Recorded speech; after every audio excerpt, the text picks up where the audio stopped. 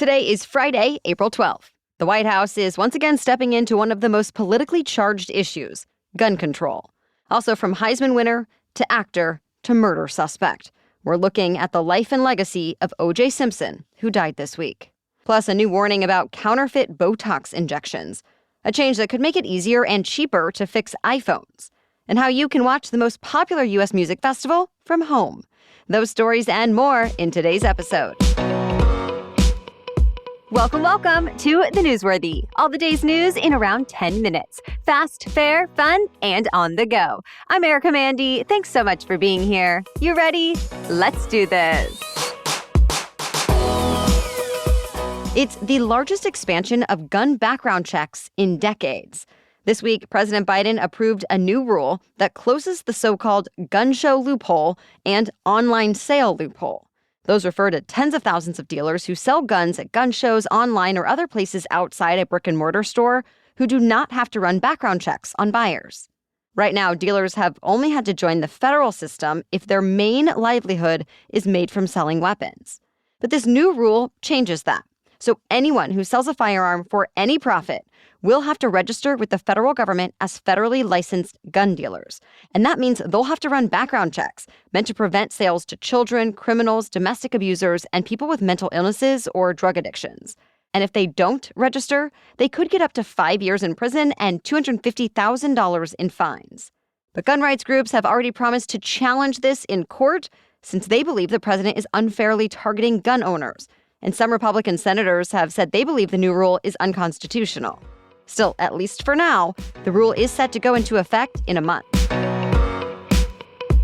The FBI says it's worried about an organized attack in the U.S., maybe similar to the one that happened at a Russian concert hall last month.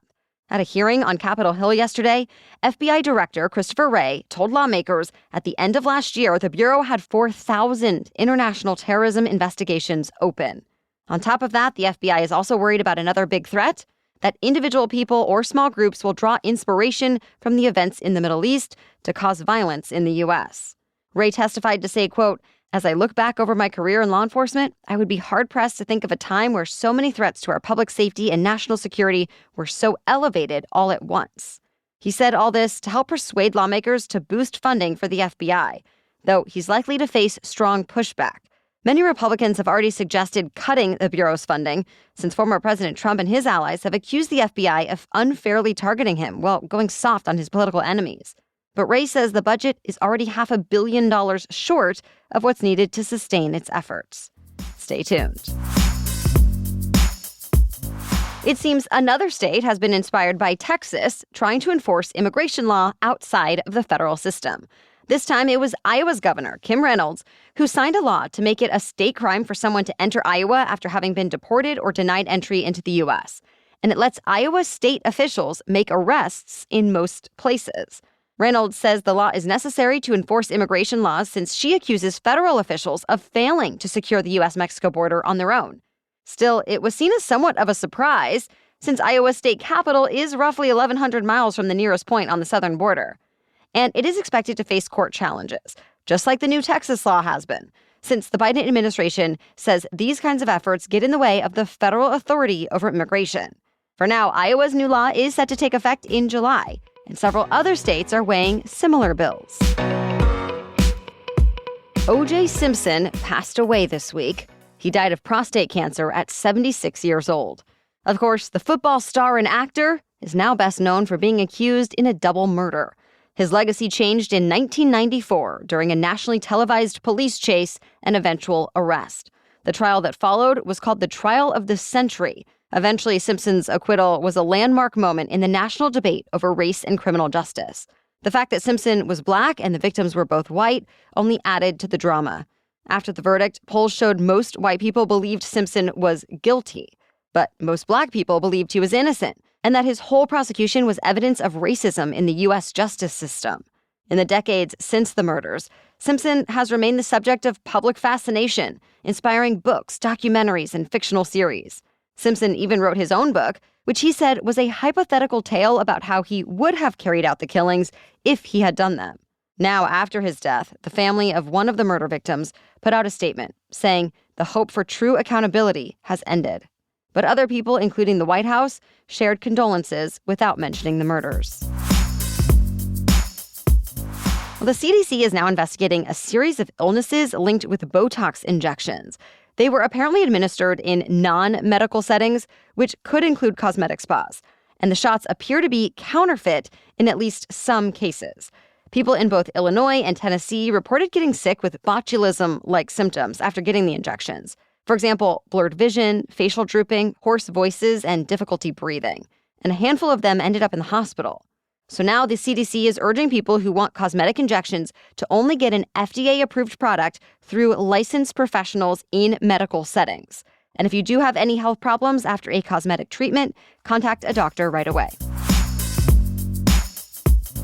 Drug shortages have now risen to their highest level on record in the U.S. The American Society of Health System Pharmacists says 323 medicines are now in short supply. Reasons include supply and demand, manufacturing issues, and raw material shortages. There are now shortages of drugs in all different categories, but the most worrying ones are the emergency medications stored in hospital crash carts, cancer chemotherapy drugs, and some antibiotics. Just last week, the Biden administration issued a drug shortage plan, calling on Congress to pass a bill to reward hospitals for keeping an adequate supply of key drugs on hand. But the pharmacy trade group says that proposal misses the mark, since it's not the hospitals, but manufacturers who are able to prevent shortages. So, to be continued. We have much more news for you still coming up, but first, let's take a quick break. So I do have an update for you about the newest skincare routine that I've been using because the results just keep getting better and better. Honestly, I was getting to a point where I felt like my face was looking a bit more tired. But now that I've used OneSkin each morning and each night for a few months, I can truly tell the difference. My face feels brighter, more hydrated. I do feel that it's making a difference in terms of visible signs of aging. And no wonder, because OneSkin's products are powered by their scientifically proven peptide called OS1. Now, this peptide reduces the accumulation of damaged aging cells and boosts skin's natural barrier to lock in moisture and protect against the elements. And all I have to do to have all of those benefits is cleanse and apply OneSkin's topical face and eye cream morning and night, and it's so easy. OneSkin is the world's first skin longevity company. By focusing on the cellular aspects of aging, OneSkin keeps your skin looking and acting younger for longer. Get started today with 15% off using code NEWSWORTHY at oneskin.co.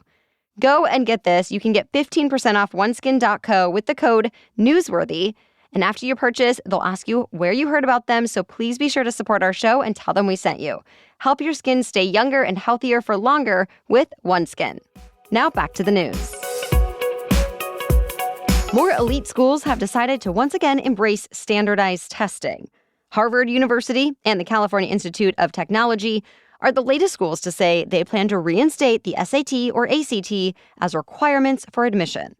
Dartmouth, Yale, and Brown have already done the same. They had all paused the requirement at the height of the pandemic. In the years since, they've supported the tests, saying they can give admissions offers greater context about whether less privileged applicants are likely to succeed at their schools. But testing opponents say the opposite. They argue the testing requirement favors wealthy students who can afford tutoring and prep courses. Either way, the schools say the test scores will be just one factor out of a lot of information considered, like the applicants' experiences, skills, talents, and contributions to their communities, as well as, of course, academic qualifications from high school. Instagram is rolling out new features meant to protect teenagers from so-called sextortion scams and cyber flashing. For example, it will start detecting nudity in direct messages and automatically blur those images. That feature will be turned on by default for users younger than 18, but older users will also see a notification encouraging them to turn it on. The tech giant says it will also encourage teens to protect themselves by letting them know about the risks of sharing their own intimate images. Plus, it's rolling out more changes to make it tougher for potential scammers and criminals to find and communicate with teens. New technology will apparently be able to identify accounts that could be involved in these sextortion scams and will apply limits on how they can interact with other users. Instagram's parent company Meta says it's also adding new child safety helplines around the world and more. Apple is now making it easier for users to repair their iPhones with used parts.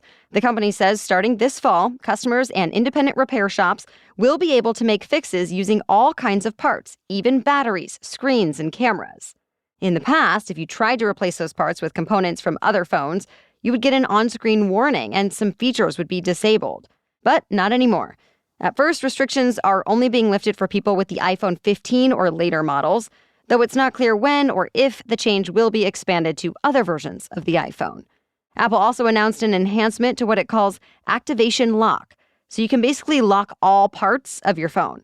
The idea is to deter thieves from harvesting stolen phones to sell those parts, since even the parts wouldn't work.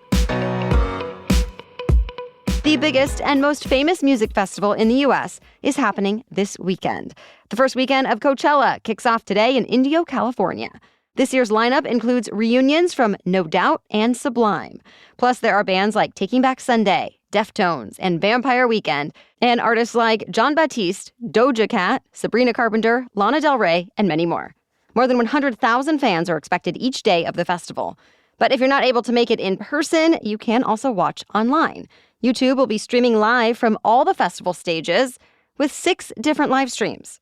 Or you can celebrate on the video game Fortnite, which is doing a Coachella Festival crossover with performances, special costumes, instruments, dance moves, backdrops, and more.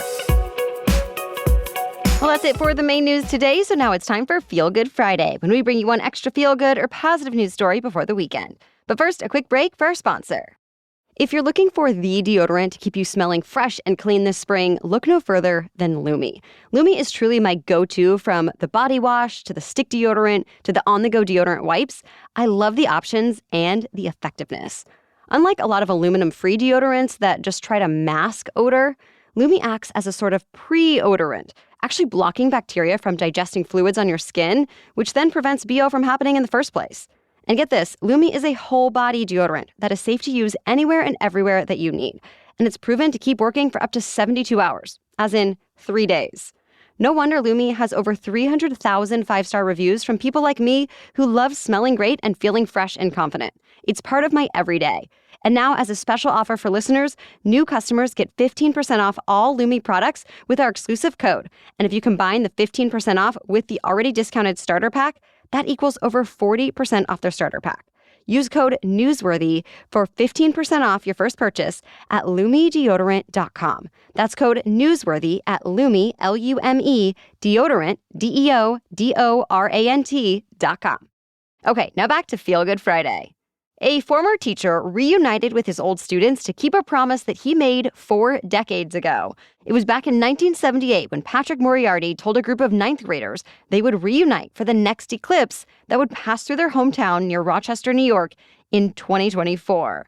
The students all laughed at the time, but Moriarty was serious. So 2 years ago, he created a Facebook event and tried to contact his former students to make it happen. Moriarty did not expect them to remember the promise he made back in the 70s, but as word spread, so did the excitement. And on Monday, about 100 of his old students came from all over the country and watched the eclipse from Moriarty's driveway. Moriarty said he was amazed by the eclipse, but even more so by his former students. And even when the event was over, Moriarty suggested they all get together for the next eclipse in 2 decades. All right, we will be back tomorrow with our special edition Saturday episode. An epidemiologist is joining me to explain what's really happening with 4 major viruses that have been in the news lately. Then join us again Monday for your next news roundup. For now, thank you so much for listening and have a great weekend.